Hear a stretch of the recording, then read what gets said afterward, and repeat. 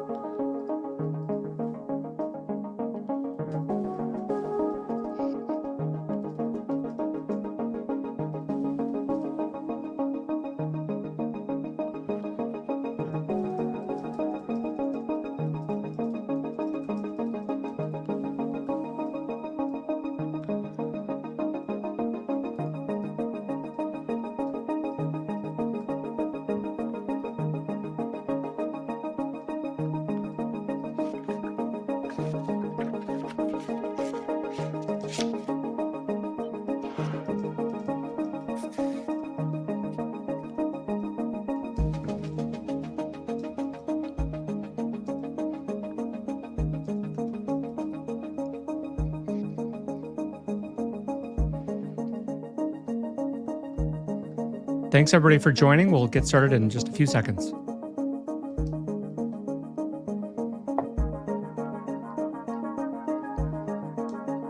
Brad Goldberg coming out first in the chat.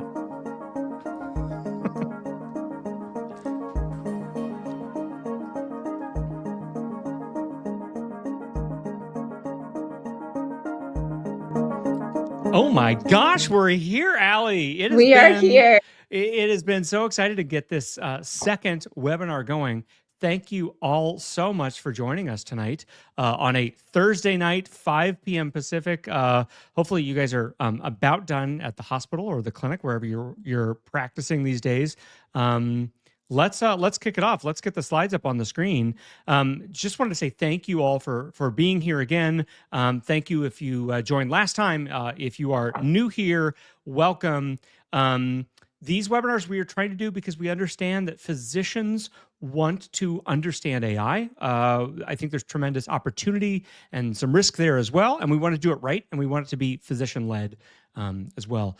Welcome back to the series. I'll introduce myself and Allie in just a second. From our last series, you can still download our AI resource guide. Quick tips on the screen, and Allie, let's kick this off. Allie, do you want to tell the crowd about yourself? Yeah. Thank you so much for having me. It's great to be here. I'm Allie Abel. I'm a fifth-year resident in both emergency medicine and family medicine in Delaware, originally from Rochester, New York, and I'm a proud Offcall physician ambassador. So it's exciting to be here. If you don't know me, I'm Graham Walker. I'm the co-founder of Offcall. This web series is for Offcall. It is our platform. If you are not on offcall.com just yet, we are trying to bring salary and workload transparency to physicians. Please take a peek, make an account, share your information to help yourself and your colleagues. I wanted to do a quick shout out and thank you to Abridge for sponsoring our webinar, to MD Plus, and to Emra for co-hosting this event. You're going to get lots of emergency medicine faces today, and couldn't be happier to join with those organizations. I just want to say that this is not going to be like a big hype fest. I want to be realistic and practical as an ER doctor with what I think is good and exciting about AI and where we can actually use it today. And we really want to help you feel safe to use these tools and give them a chance and kick the tires, and not be scared of these things. Allie, you want to go through what we'll cover just briefly? Yeah. We're going to start with GenAI 101 for clinicians, what you need to know. We're going to go through what's hyped and what we're hopeful for as GenAI becomes more prominent. A lot of us are ER doctors, so we want to use it. We want to give some examples about how to use it in our setting. We're going to give a practical framework and lots of Q&A. So throughout this, I would love to hear all of your questions. Thanks, Allie. Yeah, I mean, people, please add your question to the chat. Our Offcall team is monitoring the chat and stalking you, and we will try to have the best questions appear on screen and try to give answers throughout the webinar. This is our second one. We're going to try to answer more questions in the chat throughout the time so that we don't go over. Let me just talk about generative AI warnings. If you're using these tools, if you want to learn about using these tools, I just want to make it clear to people that these tools will ingest all of your data when you use them. The consumer-facing tools, ChatGPT, Gemini, Claude, they will ingest all of your information. They're using that information. They're giving you their service, and in exchange, they're using that information to help train and build their models. But because of this, please, please, please do not use PHI with these services. This is not like saving a Google Doc that you can delete the information or delete the file or delete the Google Doc and it's gone. Once you hit enter and send that information to ChatGPT or any other service, you can't get it back. Even if you delete the chat, it has been sent to their servers. So please do not use these with PHI unless you have, express permission of your IT gods, because we don't want anybody to, of course, get in any trouble. And obviously, most importantly, we don't want any patient data to get leaked. We want patients to still have confidentiality and privacy when they receive healthcare. Yeah, and let's clear up some confusion here. So GenAI tools are not search engines. They don't look things up. They're not databases. They're language models, statistical predictors that guess what text should come next. So that's why they can be so impressive, but also so confidently wrong. Thanks, Allie. I'll just kind of hit this first point. If you are seeing these headlines, I think the headlines are not great. The papers and the academic work that you're seeing from researchers, I think, are personally fantastic, outstanding. But the headlines are terrible. Please ignore the headlines. I'll just say one of the key takeaways from this paper from Jonathan Chen, my friend at Stanford. They realized that doctors, instead of using large language models by sending a ton of information to them to gather and include a lot of semantic detail, doctors were using this like Google, where you might type in, antibiotics UTI, and then you hit enter. That is not how generative AI works. And that may be at least part of the reason that in these studies, physicians are quote unquote performing worse because the physicians didn't know how to use these tools. You want to give these tools as much context and as much information as possible. You'll actually get better answers that way. Yeah, and they're generating language based on patterns. That means we need to stay critical and verify everything they produce. Yeah, Allie, the way that you should think about these things is a really good Google autocomplete. So, here's an example I just typed up recently. You type in coronary artery. It's trying to figure out what word is Graham about to type next. And it's also creating a profile of me. It probably knows that I'm an ER doctor in San Francisco, blah, blah, blah. And because of that, it's kind of prioritizing what it thinks I'm going to type next. It is weird to think of these tools that way, but that is truly what they are doing. They're trying to predict with massive quantities of words what the most likely next word is going to be. So it's a popularity contest.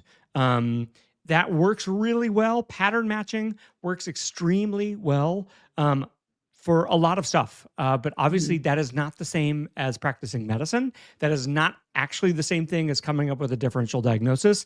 Like, you could imagine if you see the words, rolled ankle, lateral malleolus tenderness, and swelling, probably any pattern matching system could come up with, oh, well, the differential is like ankle sprain or ankle fracture, right?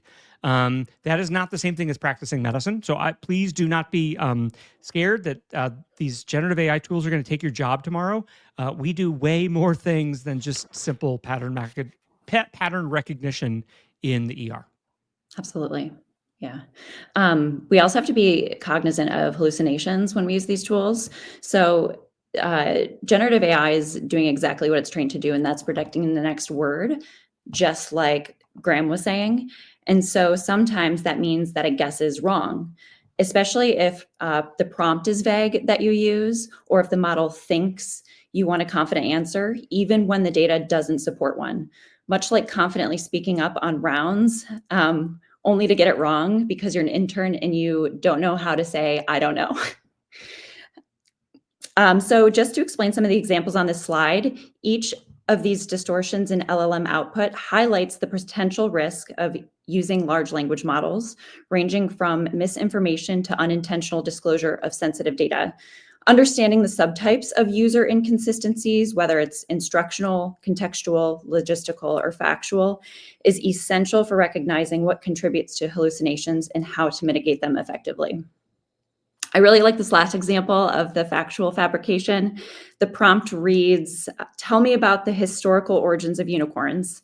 And the returned response is, they roamed the plains of Atlantis around 10,000 BC. Graham, that's just so silly. While that's clearly fictional, it underscores a really serious point, which is that good clinical prompting matters.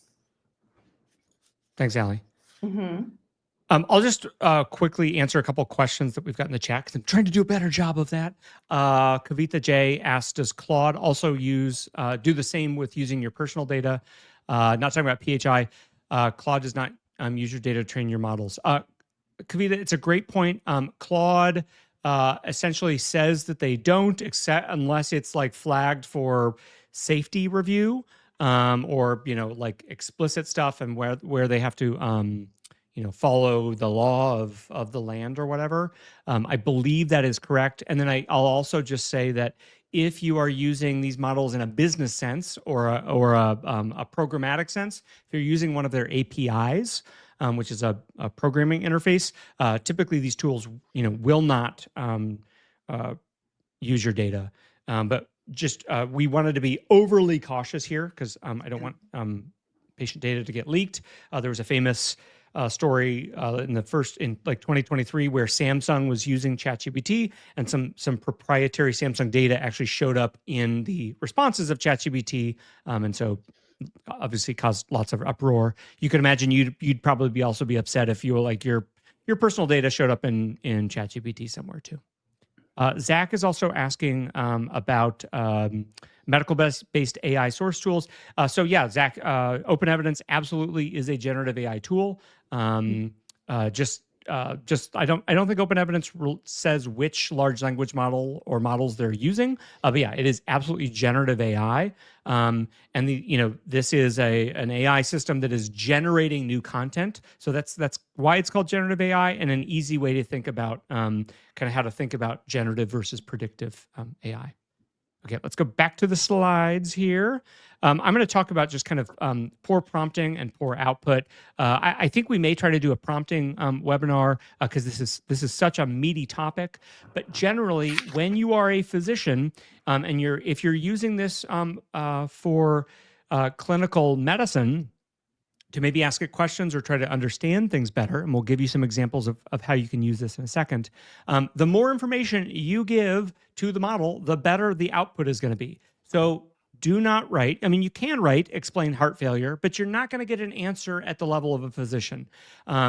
You might want it at the level of a med student or an intern or a fifth-year emergency medicine and family medicine resident or a patient.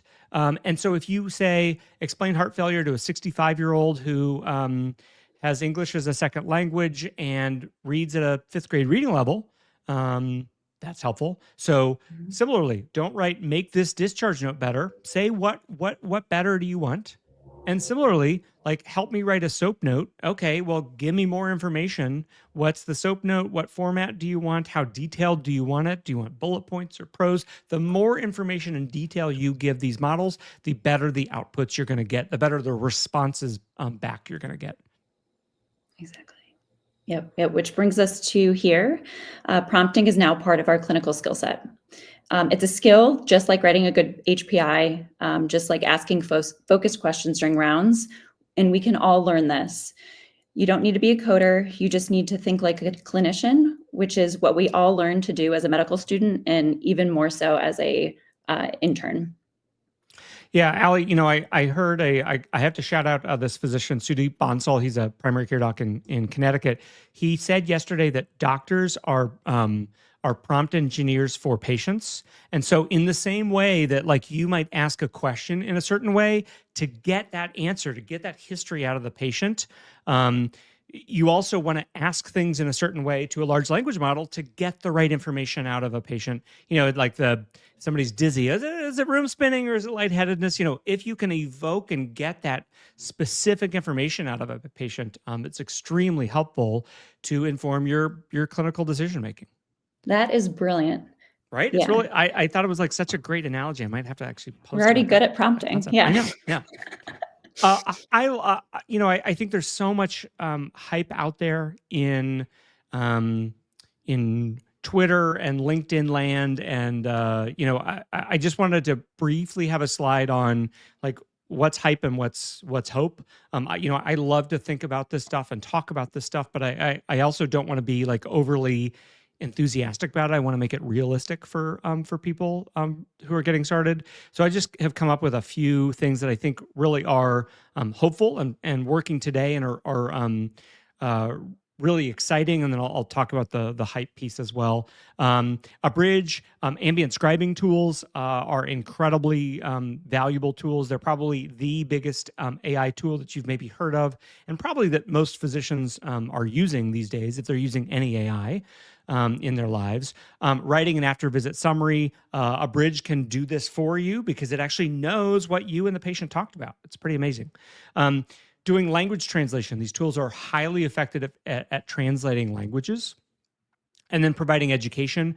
I think these tools are great if you're trying to come up with an analogy about, whatever. Well, why am I giving Lasix if the patient's in kidney failure when we know the kidneys like water more? Whatever it is. Mhm. And then, Al, you want to just go through some of let me just see if I think there were a couple hype things I just wanted to include here. I am not, and I would not use this for clinical reasoning. That's Okay. different than diagnosis. Again, it's okay for coming up with a differential to help jog your memory, and we'll talk a little bit more about that in a minute. And then you might have heard of AI agents. I think we're probably still a few years away from that in healthcare. The technology is ready, but I think healthcare is not ready because we need our generative AI systems to be extremely, extremely accurate. We cannot tolerate, even like 5 or 10% error rates when it's coming to, taking actions and things like that. Yeah. And we actually have a great question from the chat Yeah. from Mishan Malka. She says, so making a good diagnosis will no longer be as important as making a good prompt for diagnosing. What are your thoughts, Graham? That's a fascinating question. I'm not going to count doctors out here at all. We're seeing some data that as complexity increases, these large language model tools, at least right now, may have some limits. Now that's going to change. The technology's growing and improving every couple of weeks, but please do not count yourself out. Do not, let your differential diagnosis muscles atrophy. I think that would be a major, a very bad thing for your patients. I think these tools actually can help you broaden your differential, especially if you're kind of stuck or not sure what could be Yeah. going on too. Great question. Yes. So I would view prompting as an additional skill in addition to Yeah. your diagnostic skills. I wanted to shout out and mention MD Plus here because they're actually compiling a guide, a prompting guide. And you can find the link in the chat. They're crowdsourcing good prompts and making them available as a library. So you could submit your favorite prompt and we'll make them available on Offcall too within the next few weeks. Yeah, what I would love to see is that prompting resource grow.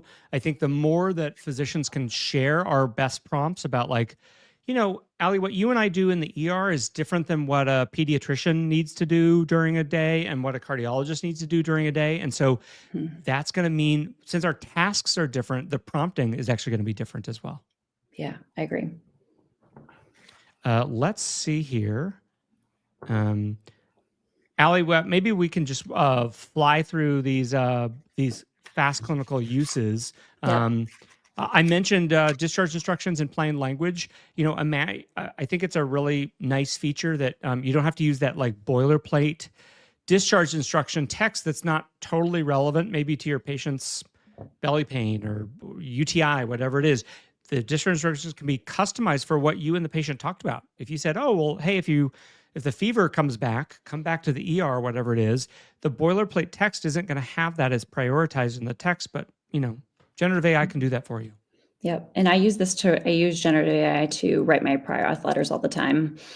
I also feed in my in training exam score sheets into an LLM, and I create semester long study guides too to help me get ready for my boards. So that's been really helpful. So, Allie, because it knows maybe the questions, I mean, I'm sure you didn't get any questions wrong, but because it knows the few questions that you got wrong, it's able to kind of like quiz you more Prioritize heavily on those topics. on urology, yep, gyne, yep, exactly. I think last year I was at the Epic UGM conference, and this next idea came up.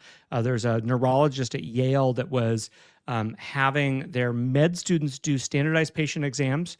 Med student writes a note. They have a bridge write a note as well, and then they compare the two. So now you've got two different notes, and now the student gets to understand, well, what did a bridge do? Why did it do that? What did I do? And how do you compare the two and see what's actually good about both notes? For summarizing complex hospitalizations, you can do this on the inpatient setting, but also for clinical follow-ups in the outpatient setting too. It's been really helpful, just de-identifying and summarizing with bullet points. It's been helpful. Yeah, there are some companies that are doing this with partnerships with their health systems or hospitals, and then Epic has started to talk about this as well with summarizing hospital stays as well.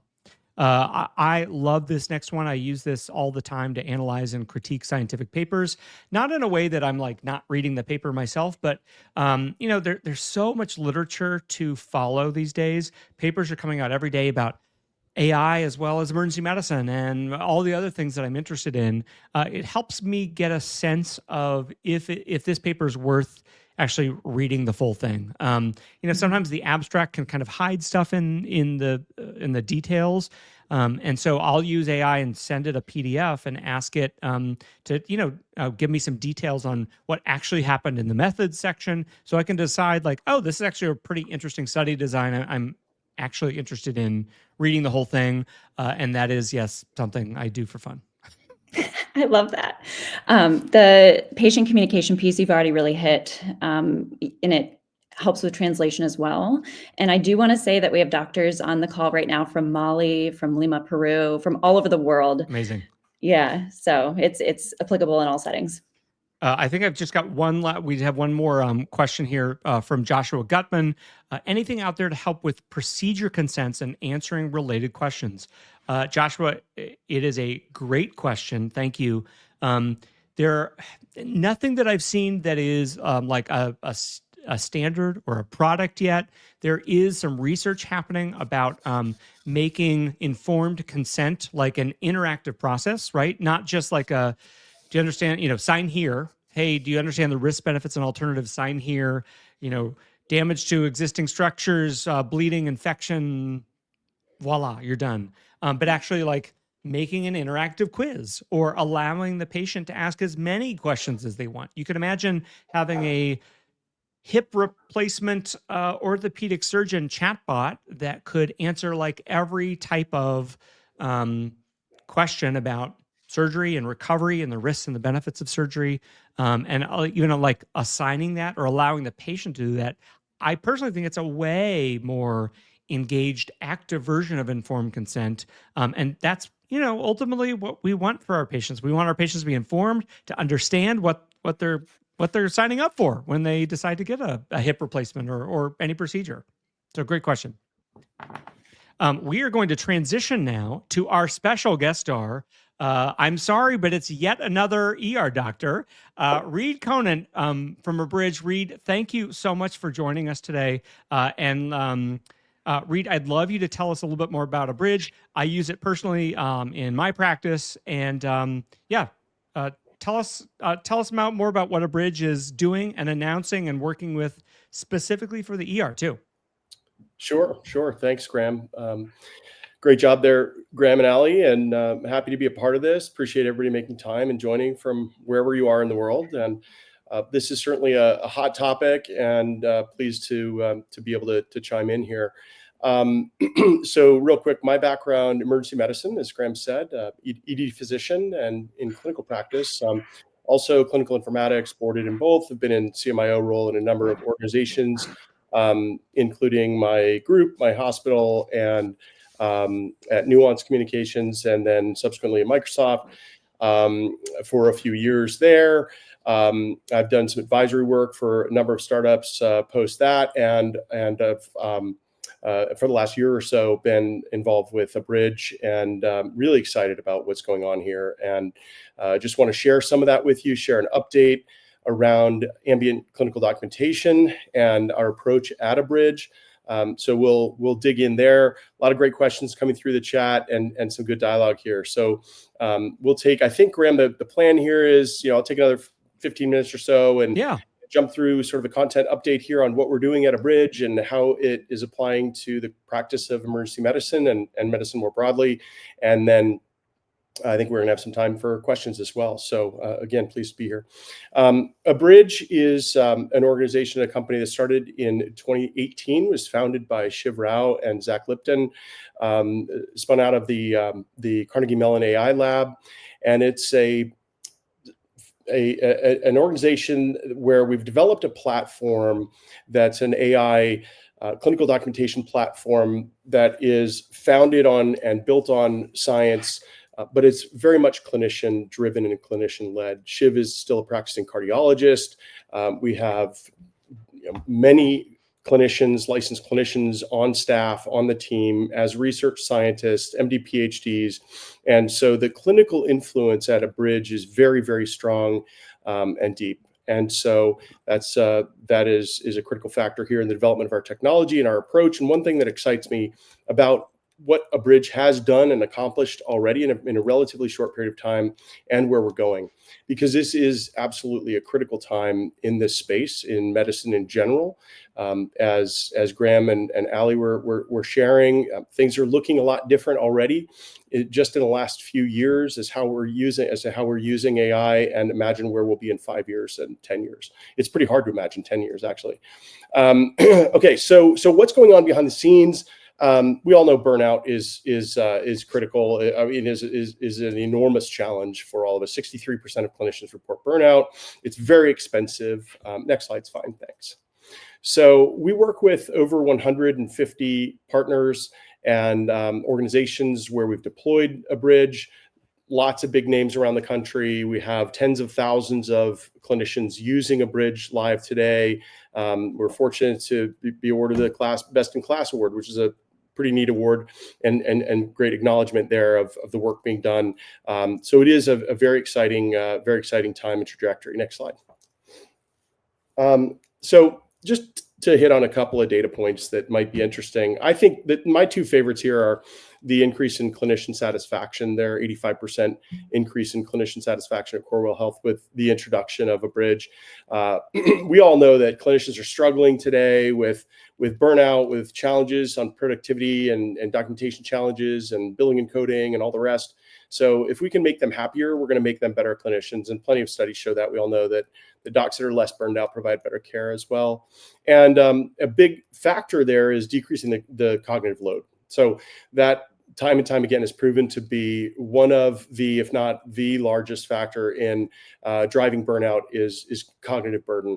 And so we all know at the end of the shift, the end of the day, if you've got a dozen charts or 20 charts stacked up that you've got to write and you've got to dredge and remember all of the details of those visits, it's very taxing and you're going to go home tired. So that's one of the things that we hear most often, I would say, is the profound reduction in cognitive burden. So that's great to see. Next slide. Okay, so how does it work? So basically, in short, Abridge, we have a number of different entry points. One is a close integration within Epic, where the application is embedded within Haiku. And so you basically open up your patient, you hit record, you start recording. You can have your iPhone in your pocket or on the Mayo stand or bedside, et cetera. and you'll record the conversation, just have normal interaction. And the patients love it because you're able to lean into them. You're able to maintain eye contact. The docs love that, of course, as well. And they know that they're gathering a clinically relevant, high quality billable note, and with just by practicing the way that they do. So then they'll see, once they hit stop or create note, that's going to appear within Epic right in their workflow, and then they can interact with that note there, make edits, and add to as needed with those tools that are integrated right in Epic.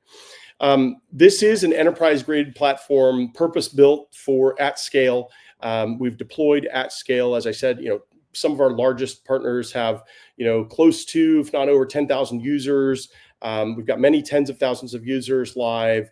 And so that's very important in the design of this platform. We intended to build it so that it's capable of handling deployment at scale. We've covered over 55 specialties, over 90 languages.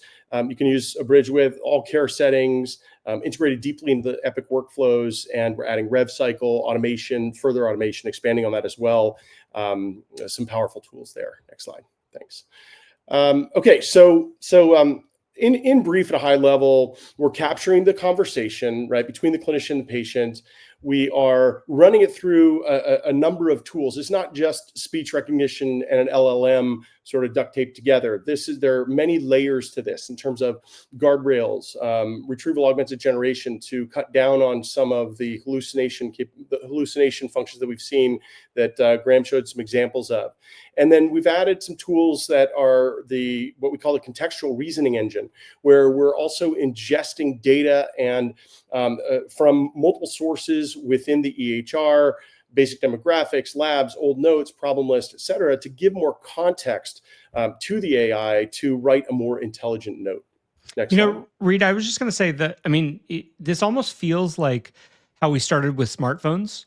That when there was first an iPhone, people were very excited, but then there was an app store, and then cellular technology got better, so people started using mobile more. Like, it does feel like we are still really early in this kind of AI journey, and like you said, like, you guys are building a contextual reasoning engine. Like, as we add in more features and understand this technology, it's only going to get better and more powerful, I think.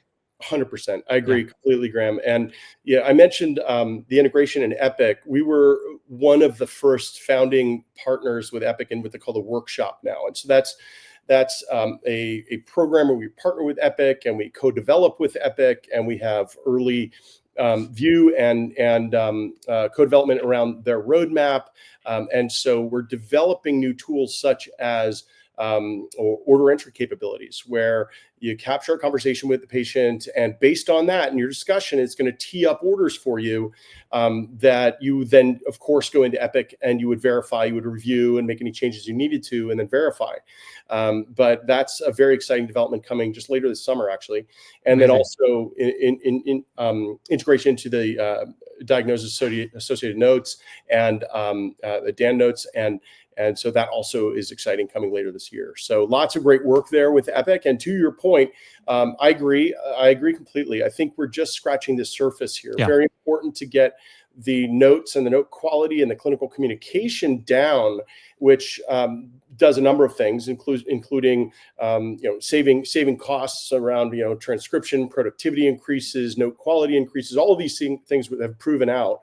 But in addition, it gives us a platform, if you will, and a conduit or a microphone into the conversation where we're going to be able to add additional intelligence into the mix that's going to provide additional value to the clinicians and patients. So it is a very, very exciting time in this area. So let's see. All right. So just want to call out one feature as an example of one way that we build trust. So we have something called linked evidence. And this is where the clinician will generate a note, and they will then, as they're reviewing their note, they might say, gosh, did I say that? Or was it really 6 out of 10? I thought it was 4 out of 10. And they can highlight some text, and it'll show right in the transcript exactly where that was said, and verbatim what was said. So that's reviewable in real time, near real time, 20 seconds when the note is generated. They can look right at that. That's a way of building trust through that linked evidence tool. Next slide.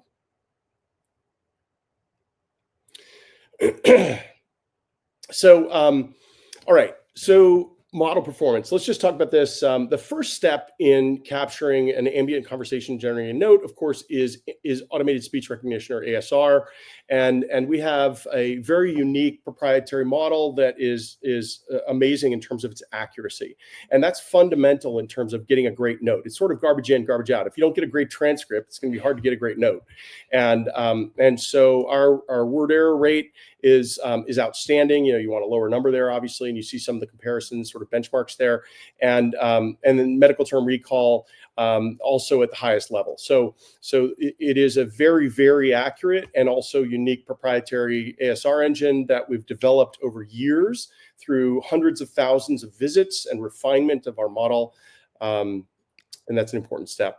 And it's not just English. That's right. That's right. Yeah, perfect. But wait, there's more. Oh, wait.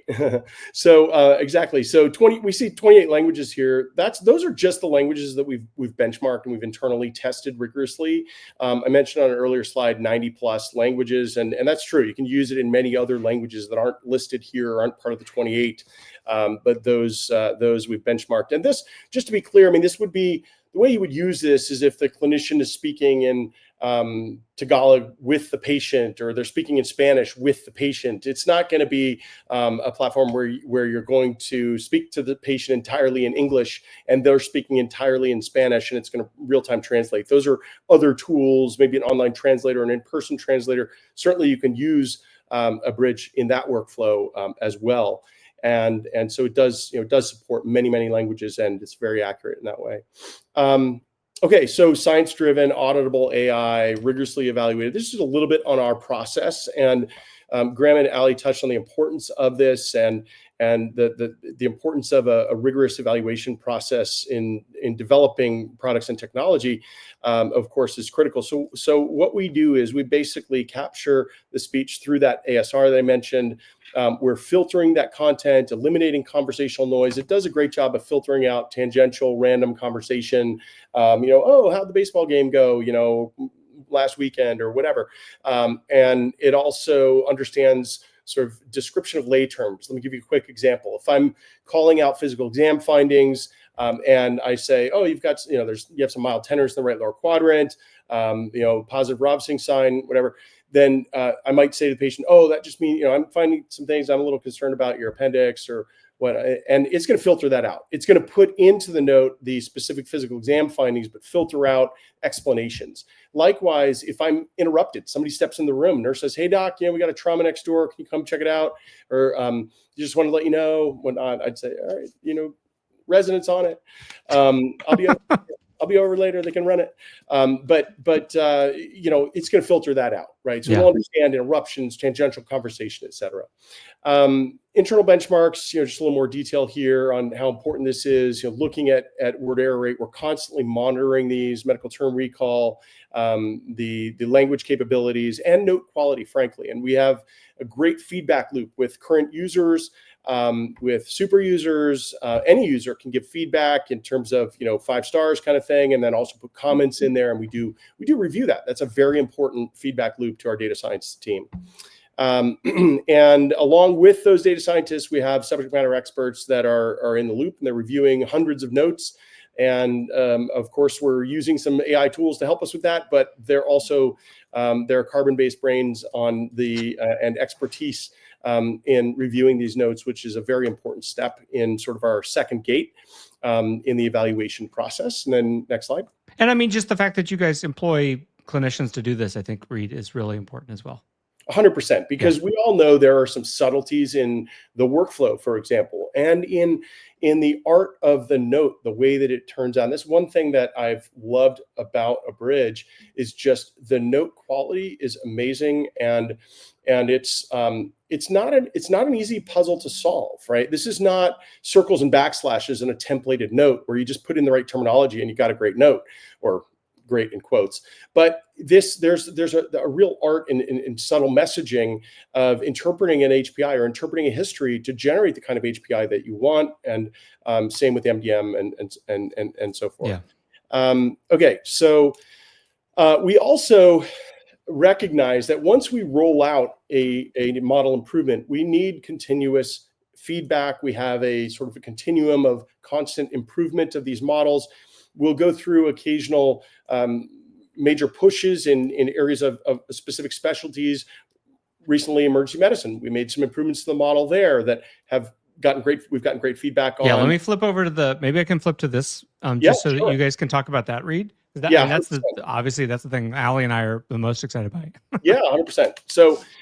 So what we've done here, a number of improvements in all areas of the note that is specific to ED providers, but we also zeroing in on medical decision making. We have guided the models in a way that is going to provide a brief summary, differential diagnosis, and then also focused problem list based on your conversation and your assessment.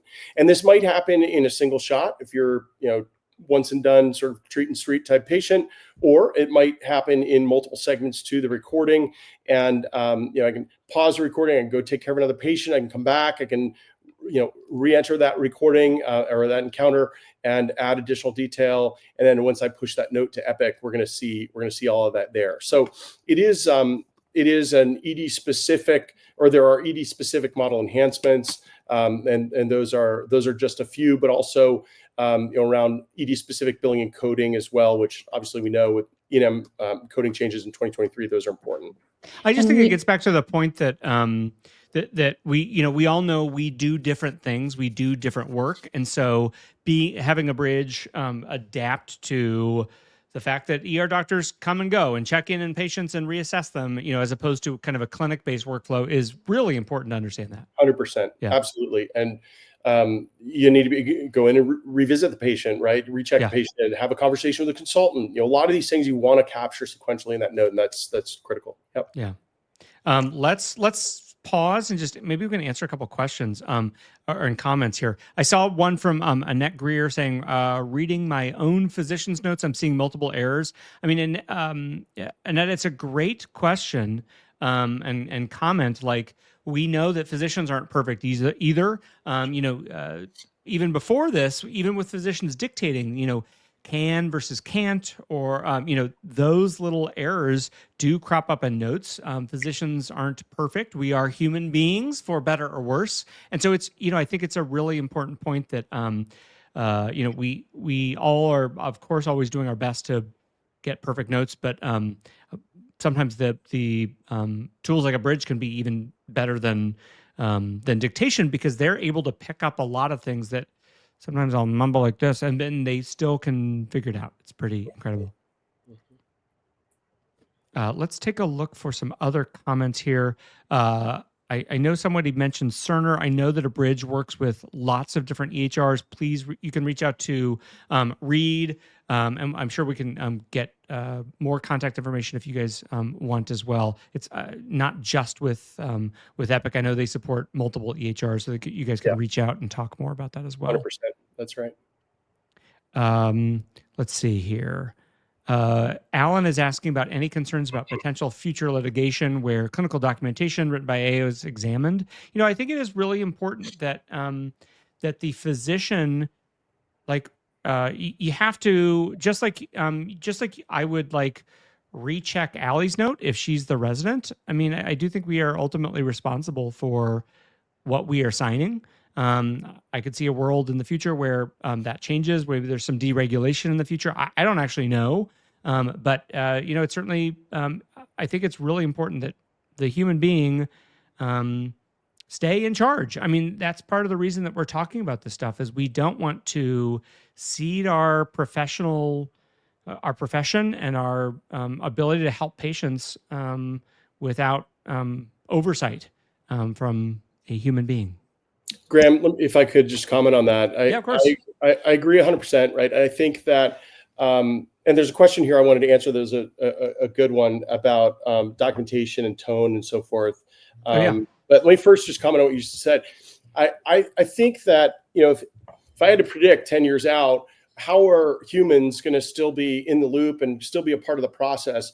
I think it's going to be far into the future that it's all it's all robotic. I don't think we need to worry about that, because there's the human element, the art, the TLC, the hand holding, the communication, the entry of information in. I think it might end up being something like sort of the bookends. The clinicians are very active in the bookends of the process, and where we're helping patients to input information in ways that the AI we will be able to work with the AI most effectively, and then also interpreting the output. And those are the most human elements. And then in the middle, we'll be working with an AI assistant or an agent on our shoulder in one form or another. And that, of course, that'll be through an evolutionary process.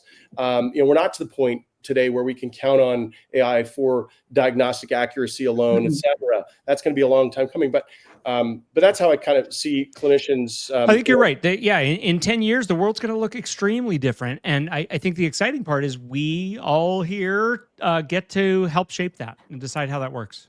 Absolutely, 100%. Real quick, I think one more comment about style or something. Yeah, sure. There was a question. Oftentimes, physicians have distinct documentation styles and tones. Does Bridge adapt to these subtleties based on provider note styles? Absolutely. And let me tell you how that works is. We often hear from clinicians that a bridge sounds like me. Like these notes are, very similar to how I write notes. And part of that is there are ways to customize the functions and capabilities within a bridge. So if you want your HPI to be more concise or more expanded, or your assessment plan more concise or expanded, et cetera, and some other, note options, it's not overly complicated, but those are very helpful to adapt to your style. And then if you want to add exam finding, or excuse me, an exam template in there, you can build that in there for your specific exam, and then you're documenting by exception through conversation. So there are tools like that really help to mold it to your style. Yeah. Reed, I think that's really helpful too, because in the ER, I'm writing one type of note, a little bit more concise, and then in the primary care setting, I'm writing these longer notes so that I know contextual, social things that are going on. Yep, and you can change that on the fly. You can even sort of change it, redraft it, see what it looks like, sort of thing. And we recognize that it's not a one-size-fits-all type of tool, but we also don't want to make it overly complicated, right? Yeah. We want to take best practices and help guide clinicians to keep it simple, but give them enough flexibility that it can meet their style and their needs. Yeah, yeah. Let's go to our last few slides. We can take a couple more questions here. I'll just say, this is kind of the way that I think about and how I use generative AI. Think about it like a case series or like hypothesis generation. So you wouldn't see a case series and then start going and practicing medicine based on 5 patients. I hope you wouldn't. And think of AI that way. It's like, oh, that's an interesting concept, but I want to make sure and kind of confirm that it's accurate. The other thing that I think is really great about medical training is it prepares you to supervise other humans, interns, residents, and AI, like how to question things and check on the veracity of information. You have to verify things. I agree with Reed. In 10 years, I think healthcare is going to look really different, and the practice of medicine is going to look really different. But right now, to start using generative AI, it's really important that you keep your clinical judgment intact, that you keep your differential diagnosis skills, your procedural skills. And I've got this thing I've called the skeptic's loop. So consider the response from the AI, verify it, double check it, refine it, and then decide if it's correct or not. Like Allie's example, what's the history of unicorns? These tools are just going to try to help you. They're just trying to give you an answer. But sometimes the generative AI tools will confabulate or hallucinate because they're just trying to help you answer a question that maybe, you phrased funny or misinterpreted as well. So think of generative AI as an intern. No offense to the interns. Love you. Hope you're having a good first month of internship, but it's just really, really critical that you do not overly trust these tools. They're extremely powerful, but they're still interns. They're still kind of in kindergarten. Mm-hmm. Yep. Graham, can I grab a question out of the chat? Yeah, of course. Yeah, sure.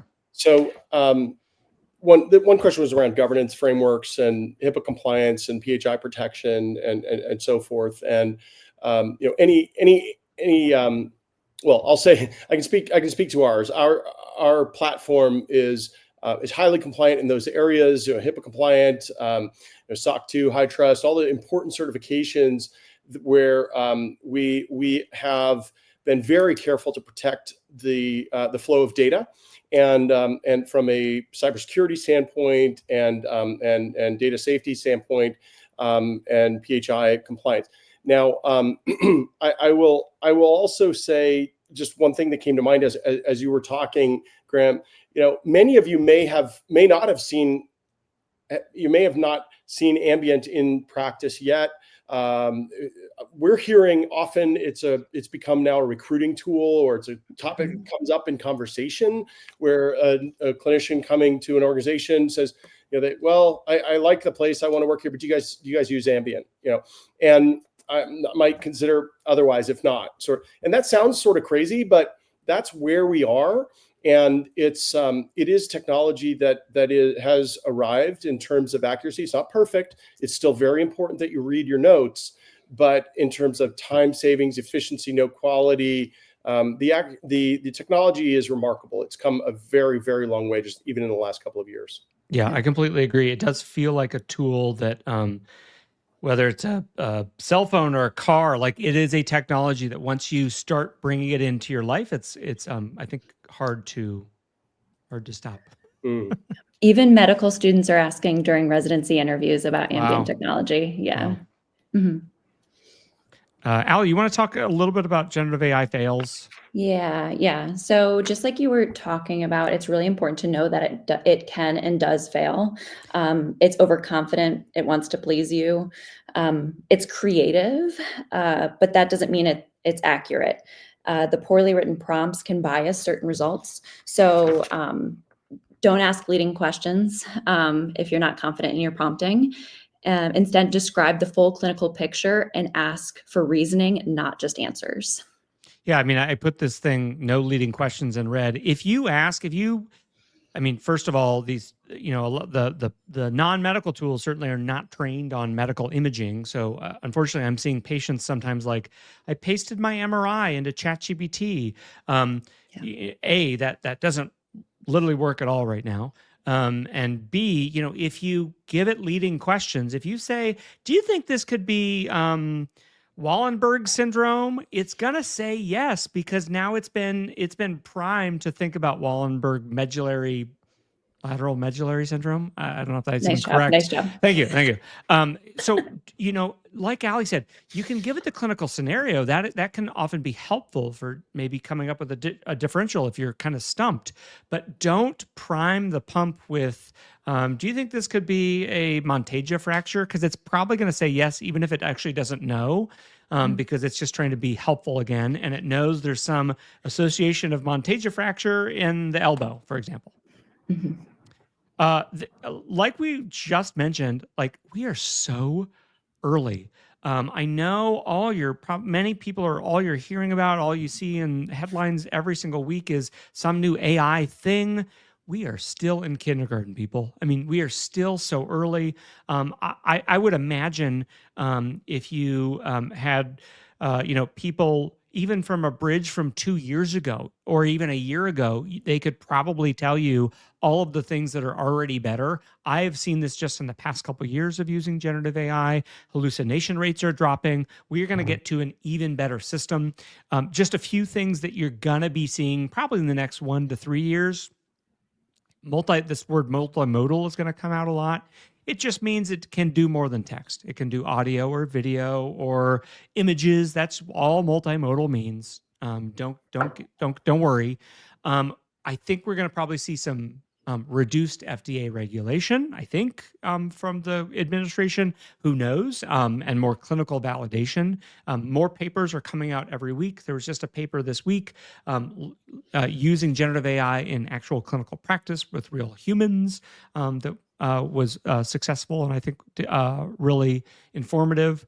There will continue to be risks, especially if we don't have humans in the loop and humans paying attention.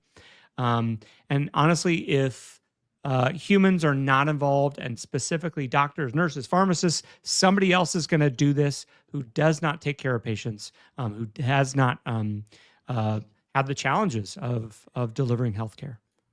I think this is our final slide. I kind of was liking this idea of like, we should be stewards of generative AI. We in the clinical community should help find the right ways to use these tools, just like we're supposed to be good stewards of antibiotics. But, sometimes I feel like everybody just wants to give Zosyn for everything. So I don't know if stewards is always the best answer, unfortunately. But yes, please be stewards with antibiotics, because the three of us are going to need antibiotics at some point. You're going to need antibiotics, and I don't want ESBL for everybody personally. Neither do I.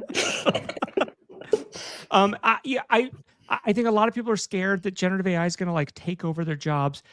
You guys, there is so much work to do in healthcare. I do not think we're going to get replaced.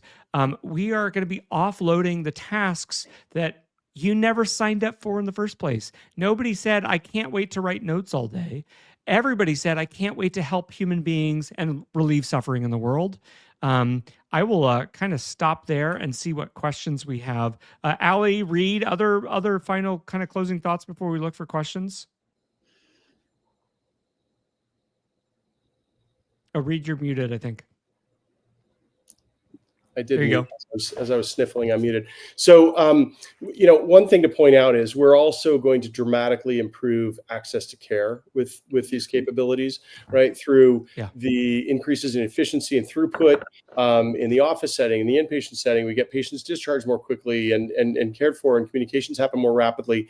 All of these areas of improvement, if we're able to provide better care, but we're also going to be able to increase the reach of care to more rural settings in using these type of capabilities through remote care as well. So it is exciting that way. I do believe that the needs are going to swell, kind of like we've seen in radiology with advances in AI in radiology and even in MRI machines, right? Like there are more and more studies as the technology advances. Sure, we're able to handle more studies, but then we come up with new technology to provide more studies. There's some parallels there. So we sorely need it. If there's any way that we're going to solve the physician shortage, I think technology is going to have a lot to do with that solution. Reed, yeah, and with the boarding crisis too, and not enough staff in the hospital, like it's freeing up physicians and nurses to be at the bedside with patients, with families, giving the news instead of being tied to their computers is going to be so important. 100%.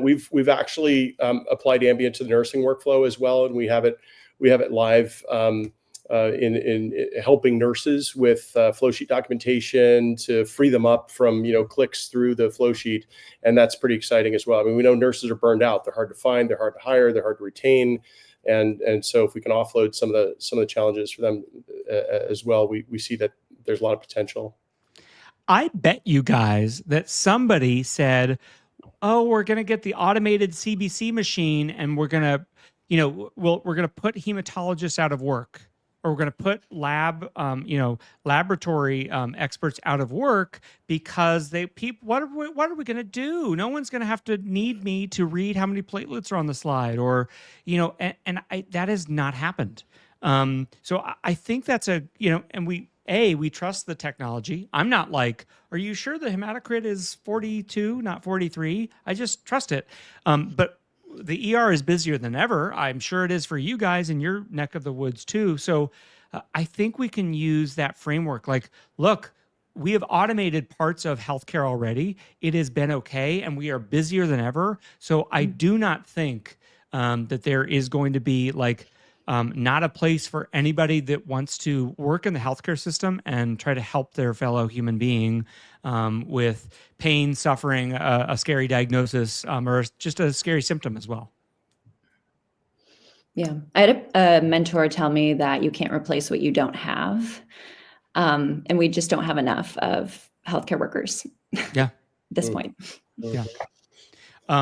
I'll take some more questions. I know it's almost closing time, but I can stay on for a few more minutes as well. We are going to do more webinars. Please send me ideas, graham@offcall.com, if you have other ideas for what webinars you'd like to see, whether it's AI or otherwise. And just, again, a huge thank you to my co-hosts, to Emra, MD Plus, Abridge for sponsoring. It's really incredible to see so much interest from people in understanding this technology, and hopefully we have helped made it a little bit clearer and a little less scary for everybody. I'm seeing a question here from John, or a comment from John Duffield. AI helps patient become more actively involved in their care. John, I couldn't agree more. The more engaged and the more that patients understand what's going on with their bodies and what their diagnoses actually mean for them, I think that'll actually make doctors' lives better, easier, because we'll all be able to speak at a higher level of understanding of what is congestive heart failure, what's a fracture. I mean, honestly, that's even a question that many people still have today. What's the difference between a fracture and a broken bone? So I think the more informed and the more educated our patients are, that'll actually just make the conversations richer and more fruitful between doctor and patient as well. And more relevant, Graham, quickly. Yeah. One thing that we also provide to the clinician is not just the note, but what's called a patient visit summary. And so it summarizes what was discussed, what the diagnosis was, what the plan is, what the instructions are, et cetera, in terms that are relevant, in concepts that are relevant to that conversation, to that patient. And that can be incorporated into other standard discharge instructions and patient education. Yeah, I couldn't agree more. Benny's asking, how do we join the community to continue the dialogue? Benny, feel free to follow us at Offcall. That's where we are hosting all of these webinars. You can just follow us on LinkedIn, on Instagram, TikTok, I think Twitter. I can't remember. We're promoting more and more of these webinars. We have a podcast that I host as well. We talk about physicians trying to do transformative work and improving the healthcare system. And sign up for Offcall if you are a physician as well. Let's see, other questions here that we can answer. There's one good one that if I could touch on it real quick. Please. Somebody asked about prior auth. That is an area that we see a lot of potential. We know that that's a real stressor, a challenge, frustration, and bottleneck in the system, and something where we see potential that we can integrate solutions. And so let's say we're working hard on that. I also, that is another example of a stressor that adds to cognitive burden rate. We want to reduce as many of those as possible. We hear all the time from clinicians, "Hey, I was getting ready to retire. I was going to retire, a year and a half ago, but then I started using Abridge, and now I'm good for another 5 years." And it's pretty remarkable. It kind of brings tears to our eyes when we hear those we call them love stories. I've got some other funny ones that I'll save for the next conversation, but it's great. Impact on family, and I can go home and see my kids for dinner instead of staying till 7:30 and signing back in at 9 o'clock. These are life-changing solutions, or solutions to problems that we're all facing. Yeah, I mean, having a doctor who has maybe practiced for 25, 30 years and having a community keep that doctor for another several years with 25 years or 30 years of experience is incredibly impactful to the patients, that community as well. It takes years to get, sorry, Allie, but it takes years to become, even despite all of your training, it takes years to get even further in your training that you actually feel like you know what you're doing. And sometimes I don't even feel like I know what I'm doing. She's in her 5th year. She's going to be a rock star. I know. I got a ways to go. All right. Well, I think that is about it. Thank you guys again. Feel free to reach out to me. Shoot me an email, send me a DM, graham@offcall.com. Again, thank you, Abridge. Thank you, MD Plus. Thank you, Emra, the Emergency Medicine Residents Association, for helping to co-host this and sponsor and support it. This has been an incredible second webinar. Look forward to many more. Reed, Allie, thank you so much for joining me today. It's been an absolute pleasure. Enjoyed it. Graham. Thanks, Allie. Take care, guys. Take care, everybody. Everyone.